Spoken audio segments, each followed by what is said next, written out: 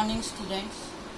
आज मैं आपको फोर्थ सेमेस्टर में गणित में घातांक के बारे में आपको जानकारी दूंगी, जिसको इंग्लिश में इंडिसेस भी कहते हैं। घातांक क्या होता है?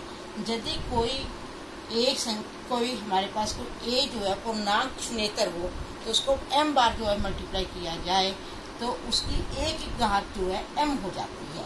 जैसे m जो होना चाहिए वो भी एक पूर्णांक संख्या पर धनात्मक पूर्णांक संख्या होनी चाहिए। जैसे a को हमने मान लो m बार मल्टीप्लाई किया तो इसकी घातांक जो भी a की पावर m हो जाएगी। जैसे एग्जाम्पल में के तौर पर 2 को अगर हम 2 बार या 3 बार मल्टीप्लाई करें तो उसकी घातांक 2 की पावर 3 होगी, जैसे मैंने जहाँ पे किया है। अब इसके जो है घातांक के कुछ नियम होते हैं, लॉज होते हैं, उसके बारे में मैं आपको पहले बताऊंगी, क्योंकि उसी के आधार पर जो है हमारे क्वेश्चन जो है सॉल्व होंगे। जैसे पहला हमारा लॉ क्या है, नियम क्या है? अगर a की पावर m हो और उसको a की पावर n से मल्टीप्लाई किया जाए तो हमारे पास क्या आता है? a की पावर m प्लस n आता है। इसमें क्या होता है, जब कोई भी आधार सेम होते हैं तो उनको मल्टीप्लाई गुना किया जाता है तो उसमें क्या होता है, उसकी पावरें जो होती है, घात जो होती है वो जुड़ जाती है। जैसे 2 की पावर 3 गुना 2 की पावर 2 इक्वल टू किसके बराबर होगा? क्योंकि जहाँ पे आधार क्या है, 2 है। 2 आधार होने की वजह से आधार सेम है, इसलिए जो है पावरें इसकी क्या हो जाएगी, जुड़ जाएगी। तो किसके बराबर हो जाएगा? 2 की पावर 5 की।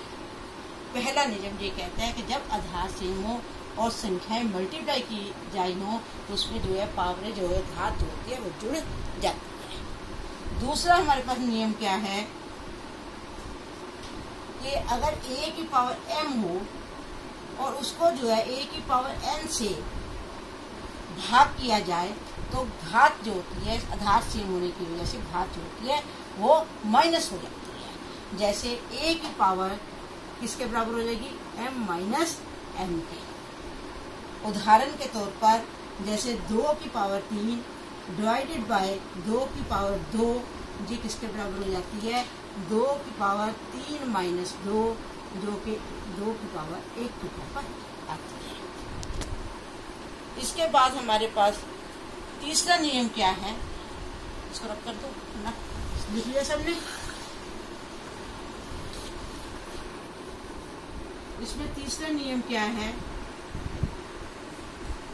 अगर a की पावर m और उसकी होल पावर जो है n हो तो ये घात जो होती है आपस में गुना हो जाती है।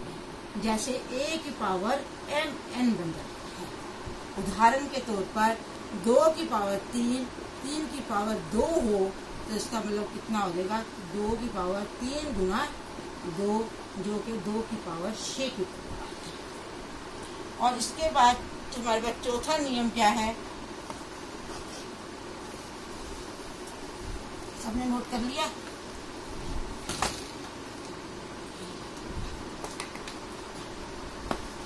चौथा नियम हमारे पास आता है, अगर किसी भी संख्या की पावर 0 हो, घात 0 हो तो वो किसके बराबर होती है? 1 के बराबर होती है। चाहे संख्या कितनी भी बड़ी हो, चाहे संख्या कितनी भी छोटी हो, अगर उसकी घात 0 हो तो हमेशा 1 के बराबर होगी। जैसे मैं लिख देती हूँ 10 की घात 0, ये किसके बराबर आएगी? 1 के बराबर। अब इसके बाद और क्या होता है कि अगर हमारे आधार सेम हो तो हमारी पावरें क्या होती हैं, वो जो अगर आधार सेम होते हैं तो और जो क्या हो जाता है उसमें अगर वो 0 के बराबर हो तो वो क्या होता है, आपस में भी बराबर होती है। जैसे a की पावर m is equal to b की पावर m, और जहाँ m जो है अगर 0 होगा तो j भी जो है a बराबर b 0, a बराबर b की आएगा यदि जो है m जो है इक्वल टू 0। और इसके बाद और क्या नियम है? इसके बाद एक और नियम है, अगर हमारे पास जो है a की पावर x is equal to b की पावर y हो और x जो है y के बराबर हो, तो जो हमारे पास a इक्वल टू b होगा। यदि हमारे पास a x बराबर y हो तो हमारे पास a इक्वल टू b होगा। इसीलिए अगर हमारी पावर -1 में आ जाए या -2 में आ जाए या माइनस संख्या में कोई भी पावर आए तो वो जो है दूसरी तरफ जाके उलट जाती है। जैसे a की पावर में अगर -3 लिखूं तो दूसरी तरफ जाके ये क्या होगा, a की पावर 3 के बराबर 1/a की पावर 3 हो जाएगी। ये थे हमारे कुछ नियम जिसको मैंने आपको बताया।